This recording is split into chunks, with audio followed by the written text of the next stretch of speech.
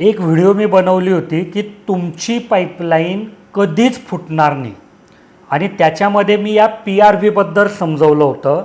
तर त्याच व्हिडिओच्या कमेंटमध्ये तरीसुद्धा शेतकरी दादाने हा प्रश्न विचारला आहे की प्रेशर रिलीज वॉल म्हणजे काय. तर बघा शेतकरी दादानो, हा प्रेशर रिलीज वॉल असतो म्हणजे PRV. तर हा काय करतो की तुमच्या पाईपलाईनमध्ये जर पाण्याचं प्रेशर वाढतं आहे तर हा एक ठराविक रेंजच्या वर ते गेलं की याच्यामध्ये स्प्रिंग असतो की तो वर उचलला जातो आणि तुमच्या पाईपलाईनमधलं पाणी इथून बाहेर येतं. त्याच्यामुळे तुमच्या पाईपलाईनमधला पाण्याचा दाब कमी होतो आणि तुमची पाईपलाईन फुटण्यापासून वाचते.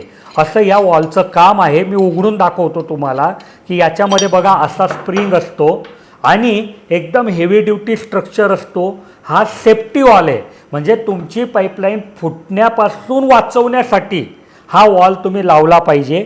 मोटरजवळ किमान एक लावला पाहिजे, कारण जेव्हा कधी पाईपलाईनमध्ये प्रेशर वाढतं तर मोटरजवळ वाढतं एक. आणि दुसरं की समजा चुकून प्रेशर वाढल्याने तुमची मोटर विहिरीत किंवा बोरिंगमध्ये सटकली किंवा काही झालं तर तुमचं जास्ती नुकसान होतं. मग अशा जागी हा एक नक्की लावला पाहिजे.